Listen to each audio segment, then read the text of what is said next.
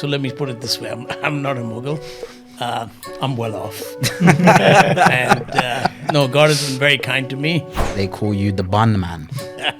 And I don't like, for people that don't know what that is, why do they refer to you as the bun man? When you look at us as a community, we are most probably the strongest single ethnic community in this country, but we don't have a platform. We need a platform from which our people, when they are in trouble or when they need help, that's what they should be turning to. They should not be turning to Muslim platforms. We've got 13 MPs. What do they do for me? What do they do for us?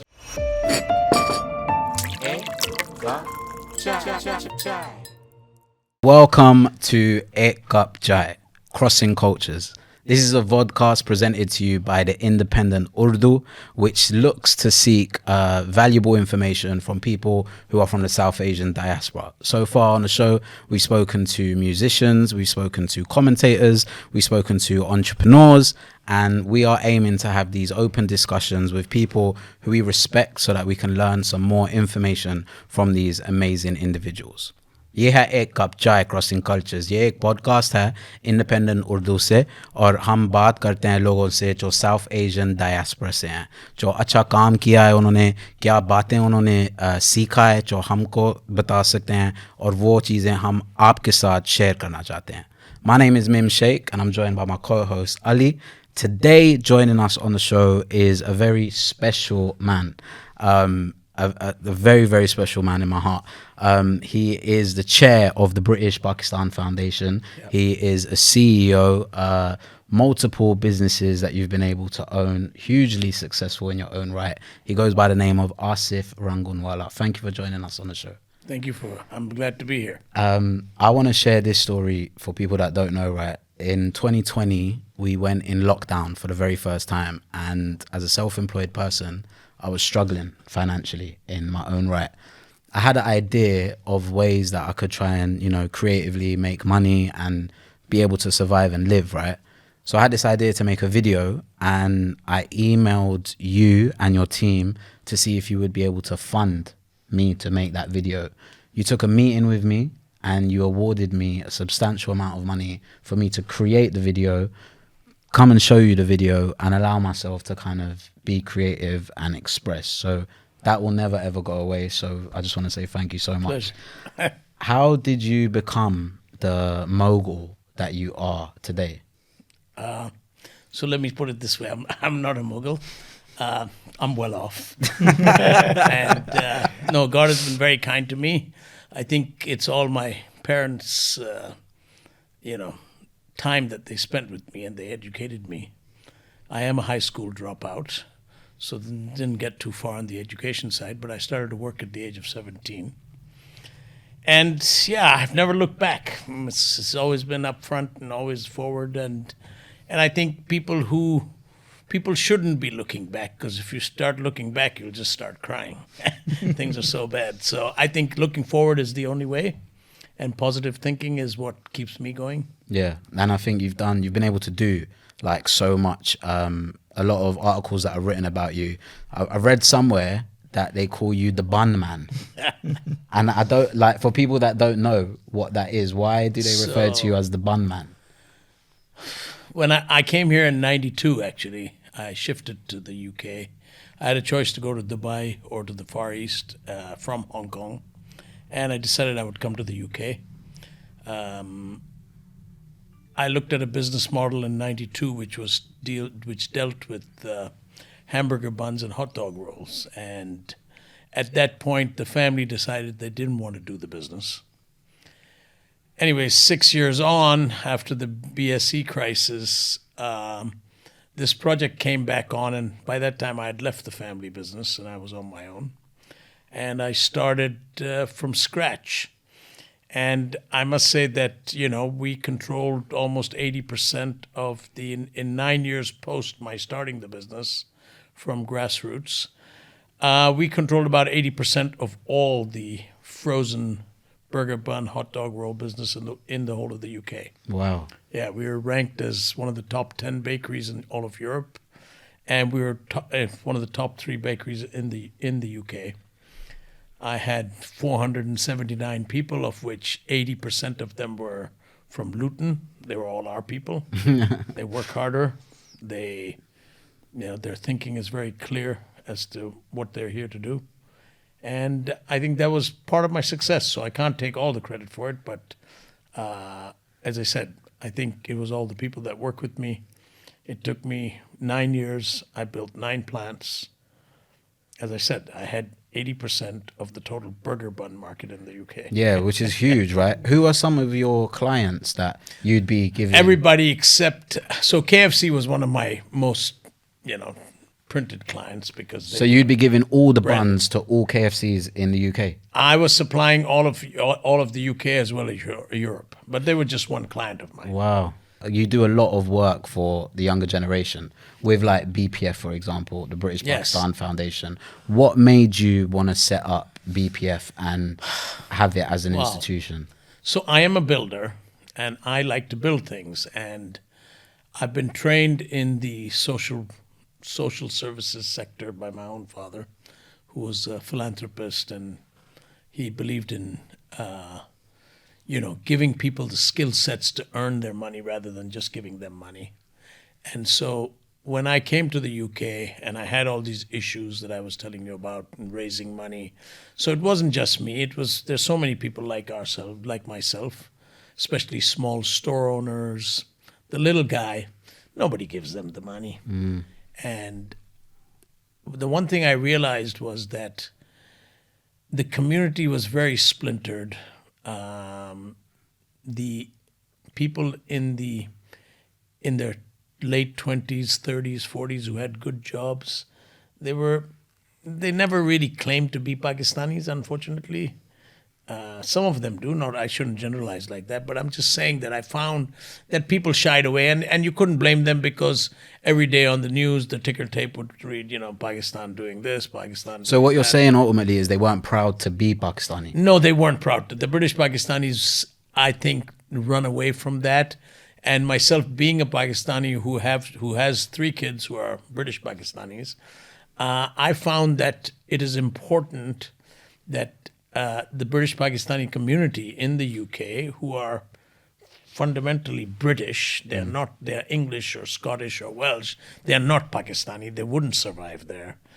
This is their country, they need to have a common platform. My little bit of the, I rub against the skin a bit here because for whatever it's worth, we've been sort of like put into this Muslim bracket. Now this will get even more controversial. We've been put into that. Now, I'm a reasonably good Muslim. I'm sure you people are. I'm sure a lot of our viewers today are good Muslims. But, Muslims don't count for anything, not in a democracy. The Christians don't have a vote. The Jews don't have a vote. The Hindus don't have a vote. So why would the Muslims all of a sudden become a platform and have a vote? They don't. And I think this is a little bit pre-planned, that let's stick them into this plate, then they don't have a say.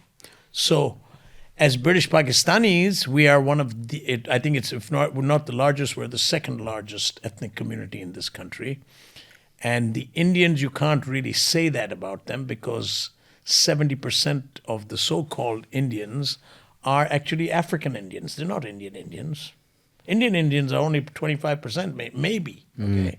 So, when you look at us as a community, we are most probably the strongest single ethnic community in this country, but we don't have a platform. Did you find it difficult being Pakistani when working in business? Did you ever feel that you was put into one corner and you wasn't able to do things like, say, some of your English or other country ethnicities were able to do?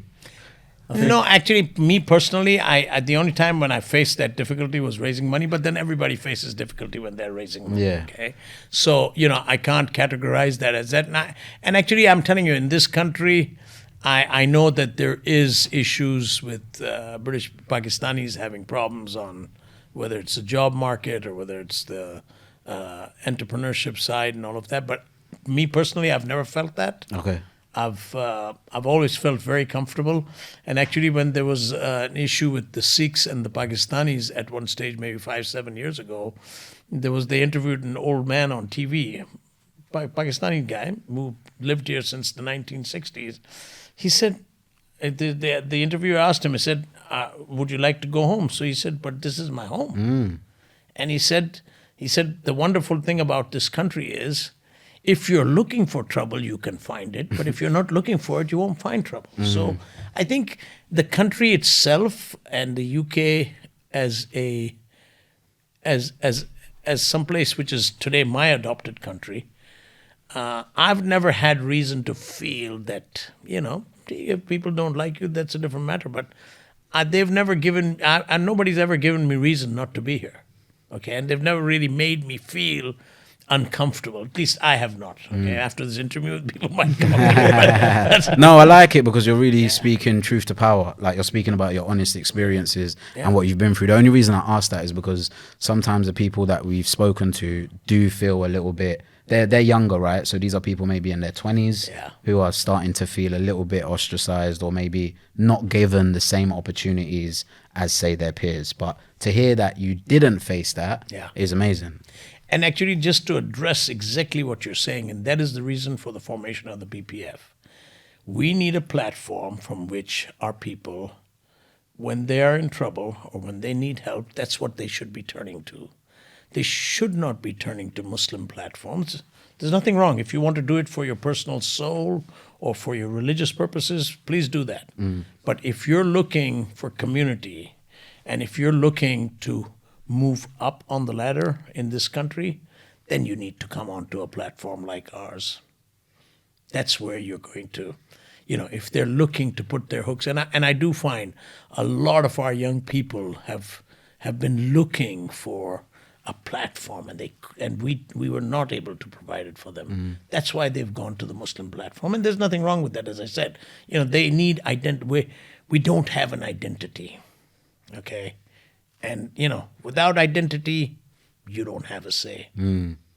It's very, I definitely agree with you, because I think being British and being Pakistani at the same time, you kind of, sometimes you're floating in no man's land. You don't really know where you belong. Well, yeah, this is the problem. And that's why they say, let's just stay under the radar, man. Yeah. So, under the radar has, if you look at the legal community, or if you look at the financial community, or if you look at some of the other areas, entrepreneurship, I mean, we're top. We got some of the top dogs in these sectors. Yeah. But they're all low key. They go about doing their work. They're paid well. They have good homes. They're good upper middle class. Even some of them have become rich because of their careers. And it's great. But there's no credit to us as being British Pakistanis for that, right? That's just purely because of their merit and their hard work. In their just goes to show how much we can rise. Right? But do you think they have a responsibility to do more beyond that? Because you've done more. Yeah, no. But so I'm lucky, right? I lucked out at a very early age. So, but the fact is that people need product. Okay, you don't provide product, you can't get it off the ground. Okay, and it's not easy. I mean, look, BPF has been going for 11 years. We're known, but my membership isn't where it should be. I should have at least 500,000 members. The Jewish community is 400,000. I mean, look at these guys. Okay, they've been here for 1,000 years. Okay, that's a different matter. Okay, if you look at the history of the Jewish people in the UK, I mean, the only reason I'm giving that as a comparison is, hey, we're 2 million. And look how strong they are together. I mean, look at how strong these guys are together, right? I mean, here, we're just, I mean, we've got, and this is, as I said, the idea to be here is to be honest, right? I mean, we've got 13 MPs. What do they do for me? What do they do for us? Nothing. So I believe that, and we're not 100% sure, we're still doing all the homework on, how many marginal seats are there in the parliament, okay? I mean, you're looking at 56, 57 seats. Parliament is only 560 seats. That's a lot of seats, but So that's almost 10%. Hey, you got to think about me. As in, there's got to be more than 10%, is what you're saying. I mean, I believe that if we Even get to 10%, you can even make a get difference. to 8% or 5% to 7%, you know, people have to think about you, right? And it doesn't mean that you're a party on your own. You can be in any party, but I think the objective is a British Pakistani manifesto. Hey, what about me? So I'm not sure about the stats, so I'm just going to be talking a little bit. So, you know, we're part of BAME. We're most probably the largest ethnic group in the BAMEs, okay? I don't see the budget that's being spent in BAME coming to us, our percentage. You know, they're treating others more with tender kindness, and the percentages are higher. So you're saying the fact that you're a Pakistani organization or Muslim organization, it's not coming there. Not necessarily a Pakistani organization, but it's about individuals, right? So, for example, if you know, I mean, let's take a look at the Caribbean community here, okay? Now, you know, in the last 5-6 years, the amount of work we've done with the government, you know, what we found out is these kids are getting jobs in all the big organizations. It's like a compulsory, right? Yeah. You know, the token kid, right? But they're getting internships, they're getting jobs, okay? Our kids aren't getting that stuff, okay? You know, why not? Hey, if they put some funding towards us, then it's possible that we would be able to, so people like the BPF could run programs. You know, 55% of our women don't vote. Why?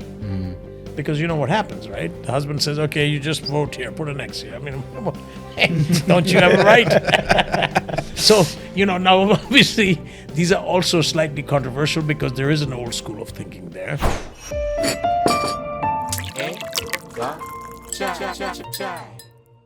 When we first started the British Pakistan Foundation, it was all about the socio-economic benefits of Pakistan.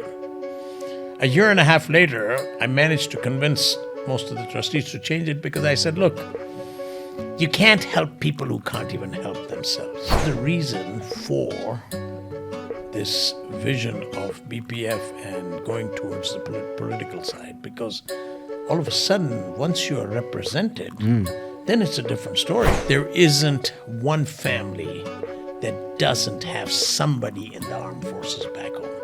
Mama, mamu, chacha, koi na koi to banja bani. Koi na koi Koi to hoega aadmi, usme. koi to Koi aadmi mein kaam hoega na. karega wahan. So there's always one person or two people in the family. Now, hey, what about here?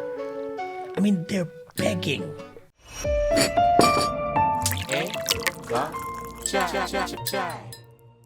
Somewhere there was written an article that classified you as Imran Khan, but with a calculator, meaning a bit more brainier, a bit more financially savvier. You seem to me like the type of person that could probably go into politics and make some sort of change. Would you ever consider it? No, I'm not. Look, I have a lot to do in terms of social welfare and social entrepreneurship. So I'm speaking here, but I'm not a public guy. You know, I love people. I work with people. I work with a lot of people. But yeah, I'm a background man. I don't want to be the front piece, and not for any other reason. But you know, I think you need to have in Urdu there's a word called char. Char. Char. Never heard of this You need a word. char. Have you heard that word? Char. Char meaning, you know, I don't know, maybe you know what char means, but Anita, char have you means, heard you of know, char? char means A little bit. You know, bande ko char chahiye. Matlab, he wants to. His ambition. Oh, he needs. Is it like fire? He needs that passion, right? So in to English, do it. we'd say like he has to have like a fire in it. Yeah, he has to have a fire, that passion, right? That you know, he really wants that job, man. Drive, determination. Yeah. So you know, for me, that's not what I want. I've got too much to give in terms of my personal, you know, all these years of experience and knowledge that I've gained. I'd rather put it in a place where it really makes a difference. Just going back to your point, you made one earlier as well about you didn't think British Pakistanis would survive back home. What makes you say that? It's basic fundamental way of thinking. But do you think that thinking back home needs to change, or the thinking here needs to change? I think actually, I'll put a comment. I'll answer that in this way, right? So when we first started the British Pakistan Foundation, it was all about the socio-economic benefits of Pakistan. A year and a half later, I managed to convince most of the trustees to change it because I said, look, you can't help people who can't even help themselves. Nothing personal here, okay? Look at that country with 240 million people, okay? I mean, I've just come back from there. I got to question what they're doing. I really got to question that. So I think the British Pakistanis are born here. Their mindset is different. Look at the schools they go to. Look at the kind of teaching they get, right? TK, they get also a lot of brainwashing at home. But the fact is that they are molded in the thinking here. So would you agree that it's a mentality thing that needs to change? It's a mentality thing that needs to change. It's a how do way you- you're brought up. Right? How do you change or help the mentality? Like the way that you do that is by creating programs like this where you're able to have conversations so that people, when they watch it, can actually broaden their horizons sure. and go. But look, I think there's nothing wrong with the way the British Pakistani. I mean, I've met kids here. I'm over the years, I'm meeting so many young people, and they say, "Oh, you're going." I mean, these are the people down south. They say, "Oh, the Northerners? Are you going with the?" I mean, look at the divide right here, right? Even they think these guys. So again, as I said, I think that because of our diversity, because of our ethnicity, we're better, we're sharper, we're smarter people, okay? Only because we're bringing another whole culture into this and we've adopted the local culture, okay? So, we are broader minded. It's exposure, okay? Exposure in kids is huge, okay? And resources. Yeah. Because they say people who have mixed identities are genuinely a bit more clued on. Yeah, they're more clued in, they're more practical, they're smarter, they learn out.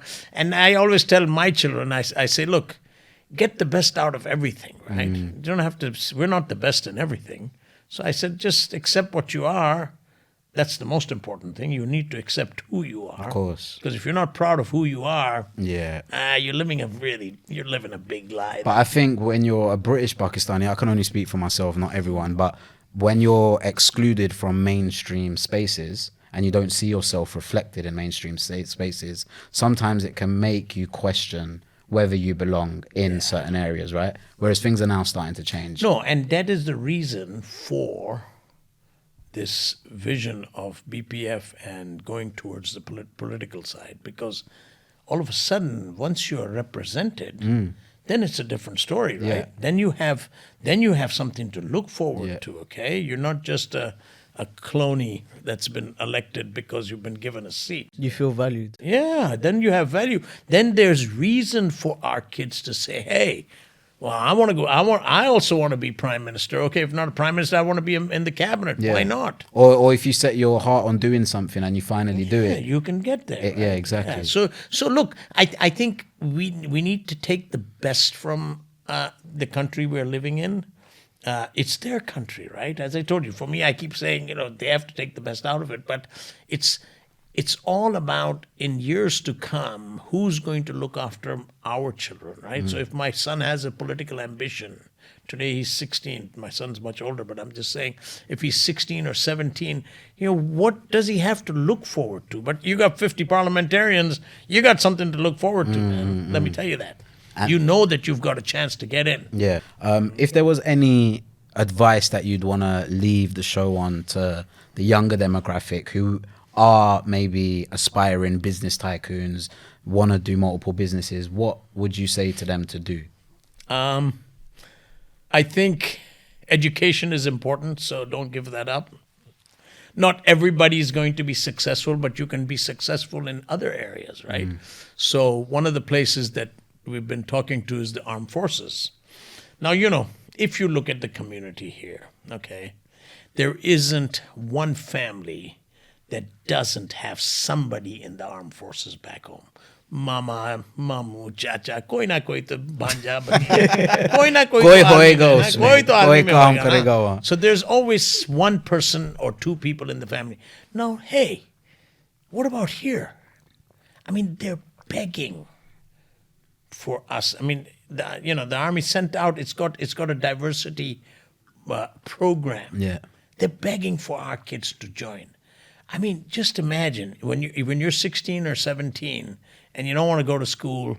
Why do you want to become a taxi driver? Sorry, but or why do you want to drive your car and make money that way? Okay, why don't you join for 6 months, 9 months? They go. I've seen kids, my friends who were young with me when I was in Pakistan in the late 70s. Some of them went to Kakul, right, at the army, the military training camps. I mean, these guys came back like different people. They say it does change you. Of course, it changes you. It makes you. It takes you from being a boy or a girl to being a man or a woman. I mean, you develop a character. You develop strength. You really become. So there's an interesting man, and I hope he doesn't mind me talking about him. His name is Atif Hassan. Atif Hassan, passed out of Sandhurst, right? British Pakistani kid. Okay. Today he's one of the largest owners of schools in the UK. Okay. Oh, wow. All right. It's called the Cavendish Group. Okay. I mean, this guy, ex-army, smart, good-looking fellow. Okay. Come out, went into, when you're connected in those kind of institutions, you get places. You can step on people and move up the ladder. Okay. And I mean, this is a great example. He's done it. And he's done it all here. And he's one of them. He's been able to do He's that. been British Pakistani from day one, right? He wasn't, he didn't come from Pakistan. This kid is born here, grew up here. And so by example, I'm saying, look, we have to get integrated into this community, Yeah. right? This is for my children anyways, I feel this is their place, okay? Yeah. And just to answer your question, I believe this is our time. Wait, Hamza Yusuf didn't become elected because he's just somebody, right? No, he's good at what he does. This kid is good at what he does. He took it. Yeah. Okay? He didn't get the opportunity like Rishi Sunak, Yeah. right? This But kid was also, actually in the worked same way, and Rishi elected. Sunak is good at what he does and what he brings. Okay, I'm not going to comment. Just a small branch of Mim's question. If you were to attack an industry today, what would it be if you got another chance to do it? You mean if I was to get back into my Yeah. career? Like a new industry, one that you haven't. Something that just interests you that you've come across that you might find of interest. It's a good question. Yeah, it's a good question. But I always put my social cap on when I think of these kind of things, and I also want to benefit people. Again, as I said, housing I think is a big market, big industry, especially social housing, because look, this is my view of the global and the world economy the way it is. Okay, I'm not an educated man. I'm not an economist. We are not in an economic recession. We're in a social depression. This is a human problem. Guys, from 2000 to 2022, you went from 6 billion to 8 billion people. Just imagine, that's 25% more. Okay? You got to house them. You got to educate them. You got to medicate them. Okay? I mean, there's so many things that, and so, there is a supply-demand issue. You can't meet the supply. And whether you like it or not, 20 to 30% of all humans globally, they can't look after themselves. They need support. The old age people are growing, so they can't look after themselves. The younger people, they're growing, they're coming into homes which are lower middle class, they're struggling to survive. So, this is all becoming the responsibility of the governments, okay? And without sounding too controversial, governments are bad financial managers. They've proved it over and over again. They just print money. They don't know how to save money. They don't know how to set up stuff. They don't know how to run businesses. But then if you're also saying it's a human problem, they might not know how to look after human beings No, for their so best yeah, interests. and so I'm becoming a bit socialist where I'm saying that look, it is the corporate responsibility of big corporations now to take a little bit more responsibility, and this is going a little bit too social, but I'm just saying that look, if you're going to resolve this social depression that we're in, because it's a human issue, right? There are too many human beings. And, this whole theory about COVID was just to get rid of people. That's all nonsense, in my opinion. So, how do you tackle this? The only way to do it is corporates need to put money back into the system, right? And, there has to be but again, as I said, look, the U.S. is a good example. In the U.S., if you spend money on a good cause, college, university, education, hospital, no tax. This coming from your income, okay? If you spend it on a good thing, no tax on that. Well, we don't have that situation. And let me tell you, there are a lot of rich people here who would give back. Rich people have all got good hearts. But as my dad would say, jo de diya wo tera, jo chhod gaya pata nahi kiske paas.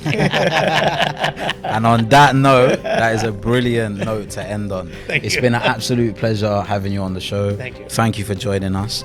You've been watching Aik Cup Chai, Crossing Cultures, brought to you by the Independent Urdu. We will see you next week.